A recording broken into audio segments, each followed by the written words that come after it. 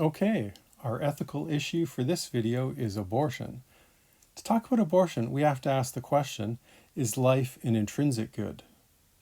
Consider the example of Michelangelo's Pietà. Well, this great work of art has tremendous value for many people who recognize its beauty and its genius. What if this was a sculpture that you valued and then you changed your mind about it and it lost its value for you? You didn't think it was the greatest sculpture anymore. Well, that would be different from someone destroying the sculpture. So if dynamite was planted and it blew up, it didn't exist anymore, it would have lost its value because it was destroyed. But before it was destroyed, it had value pure and simple. It had intrinsic value as a great artwork, whether or not this or that person recognized it as having value. So that's the difference between subjectively valuing something and something objectively possessing value pure and simple. We call that intrinsic value. So intrinsic value doesn't depend on being valued. It just is good. It just is valuable. And that's why in previous videos I introduced this list of basic goods for human action. This is a list of things that have intrinsic value, that everyone, whether they admit it or not, in their action, because of what they do and what they pursue in their lives, everybody aims at these basic goods of human action. We also considered in an earlier video the argument that pleasure is the only intrinsic good. From a virtue ethics perspective, it's better to say that pleasure shouldn't be on this list. Instead, pleasure results when you attain one of these basic goods, and that's a good and natural byproduct of the pursuit of things with intrinsic value. Pleasure doesn't have an intrinsic value. Think of it as like the icing on the cake, right? So when you get your cake, when you get your basic good, then you're satisfied. And it's nice to have icing on the cake too. Naturally, pleasure results. Once we have a list of basic goods, we can think about the structure of action, because we want to look at each component of our action and ask, is each component good? If just one of the components is bad, that is a flaw in the whole set. And so we say the whole action is bad, at least from the standpoint of virtue ethics. But if each component is good, well then, we can say the action as a whole is good. So we take our orientation from, well, there are many lists of many goods, but we take our orientation from the list of basic goods. Why? Because we never want our intention to act directly against any basic good.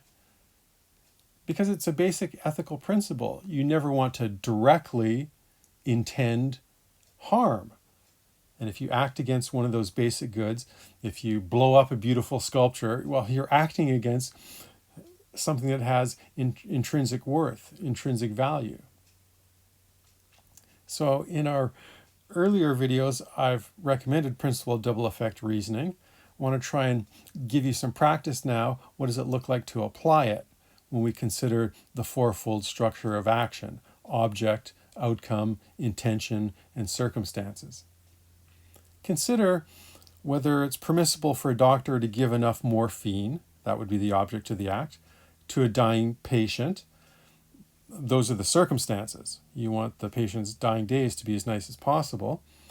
Is it permissible to give enough morphine, the object of the act, under these circumstances to take away their pain? So taking away their pain is the purpose, the end of the act. Is it permissible to do this even if it might kill them? Yes, if your intention is not to kill them. Now, if you're acting against the basic good of life, principle of double effect reasoning says you can't have that intention. You would fail condition 3. But if the doctor foresees the morphine might possibly stop the patient's heart, well, as long as the doctor is intending not to stop the heart, the doctor will pass condition 3 of principle of double effect reasoning. The doctor is going to give just enough morphine to relieve the pain and not too much to have an overdose and end the patient's life by stopping their heart. So the doctor can permit that, okay, the dosage might be wrong. I might get it wrong and make a mistake, but I'm not trying to make a mistake. I'm trying to avoid to make a mistake. So I'm being, cautious in the dose I'm administering. Another example would be dropping a bomb to destroy an enemy tank to win a just war, say to stop a genocide. Well, dropping the bomb is the object of the act, and destroying the enemy tank to stop the genocide is the purpose, the end of the action. Well, dropping a bomb is just dropping a bomb. It's neither good nor evil. So we pass condition number 1. Stopping genocide. Okay, that's a good effect. Pass condition 2. But condition number 3, what if innocent civilians are involved? What if a tank is parked next to a civilian house? Well, condition number 3, or principle of double effect reasoning, says you can't intend to kill innocent non-combatants. So you have to wait until the innocent civilians walk out of the way, and then you can drop the bomb on the tank. You wait until they leave their house. You wait until it's empty. Under the circumstances, it's bad to do the property damage, but if you weigh the evil of the property damage against the evil of the genocide to accomplish the good of preventing the genocide, that outweighs the value of the property being preserved. So as long as you're doing your best to make sure that the house is empty, well, then that's what's called fighting a just war. And we'll consider this more in our class that we devote to this kind of reasoning.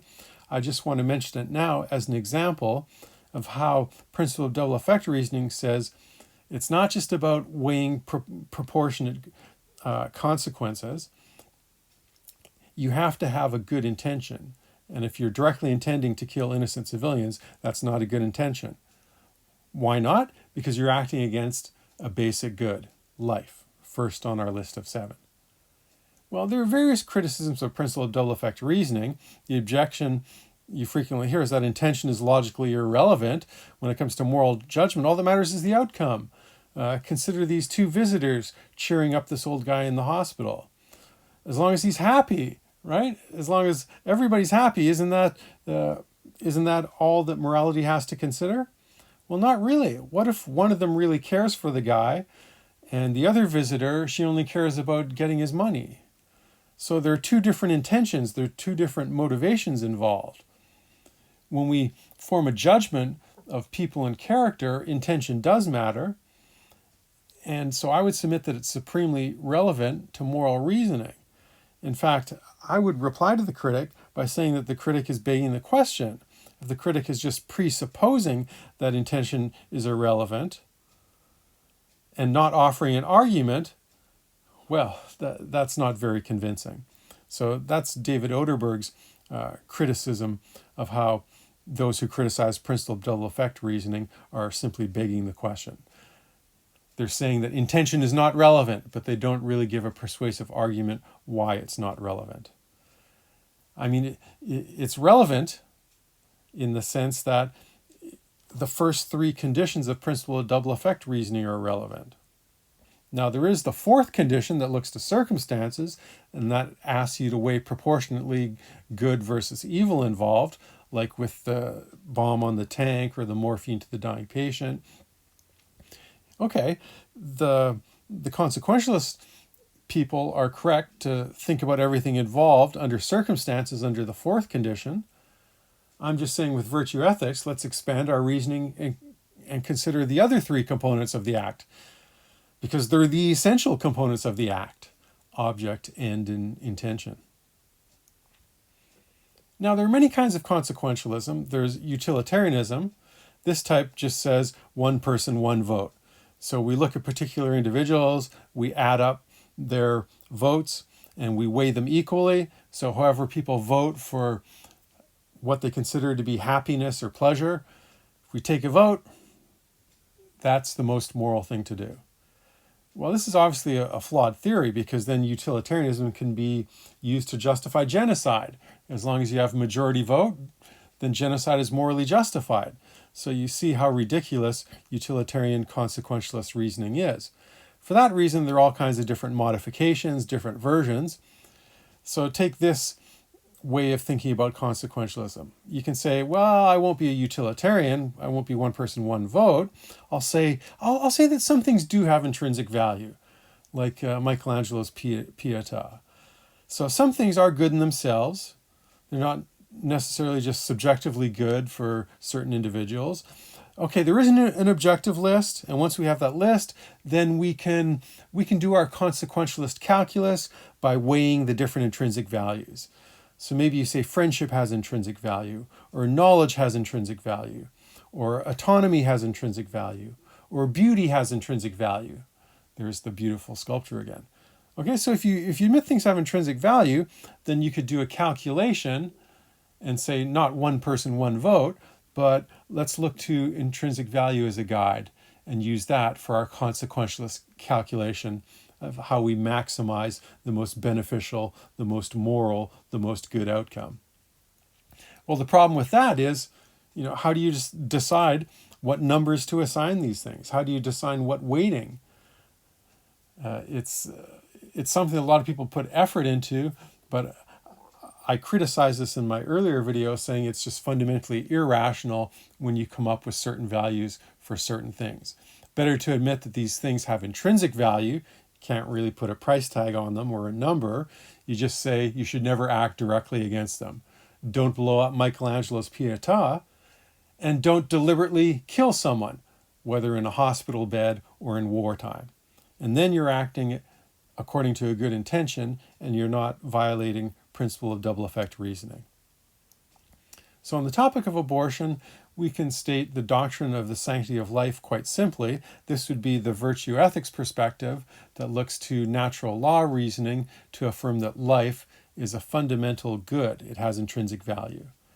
If we wanted to sum it up as the DSL, the doctrine of the sanctity of life, we could just say it's always and everywhere a grave moral wrong intentionally to take the life of an innocent human being. Now, what's innocence?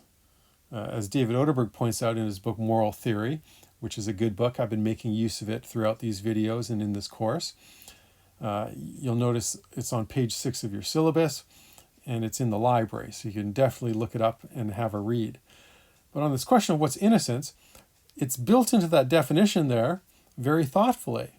So just as you can't scream fire in a crowded theater because you'll cause a stampede, the right to free speech in that situation is constrained by the public safety guidelines. You don't want to put people at risk in a public theater just for your little practical jokes of screaming fire when there isn't a fire. Well, so too, there are constraints on rights in certain circumstances. Later on in the course, we'll talk about self-defense, we'll talk about just war, and we'll talk about capital punishment. But for today's topic on abortion, we're just saying that the doctrine of the sanctity of life is formulated to protect innocent human life. If the situation changes in more complex circumstances where it's not an innocent human being, well, then we can talk about those more complicated situations there. For today's class, we're just saying the virtue ethics approach articulates the DSL to defend the intrinsic worth of all human life. So we're going to have some breakout sessions where we can talk about thought experiments. Just as with Runaway Train in our previous class, I want you to consider how could you use moral theory to solve this problem. You go on a tour and your tour guide is a fat man, and he gets stuck in the mouth of the cave when he's trying to lead us out so that we're not drowned when the tide is coming in. The only way out is through that mouth of the cave that he's stuck in, and we can't get out. We're all going to die when the tide comes in. Should we use dynamite to kill the poor innocent fat man? I mean, he wasn't being malicious or anything. He was just trying to show us the way out, and he got stuck. Is it always wrong to take an innocent human life? Do you really want to affirm the DSL that we spoke about on the previous slide? Or, under these conditions, should the innocent fat man lose his life? Now, the consequentialist solution to this is going to be, well, there's one fat man and there's everyone else. So you do the math. To save everyone else, dynamite can be used to kill the innocent person.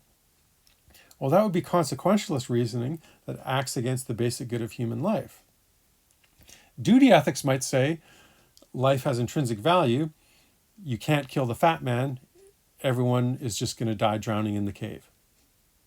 If you try using the dynamite to blast a hole elsewhere, the cave will just collapse and kill everyone in the cave. Well, I want to talk about in our breakout session, what would the virtue ethics solution to this problem be? Think about it. Could you use virtue ethics to solve the moral dilemma? Maybe you find consequentialism attractive, especially the non-utilitarian version that tries to take things with intrinsic value into account. Consider this variation on the scenario. If we change the fat man into a stunningly beautiful supermodel, would you give a different answer to this moral dilemma? If you would, that's probably an indication that you're a non-utilitarian consequentialist trying to use a calculus of intrinsic values in your moral reasoning. But if your moral reasoning just attends to proportionate weighing of numbers and good and evil, if your moral reasoning doesn't pay attention to intention, well, then you're not giving a virtue ethics solution. For both of these thought experiments, can you come up with a virtuous virtue ethics solution? See if you can, and we'll talk about it in class.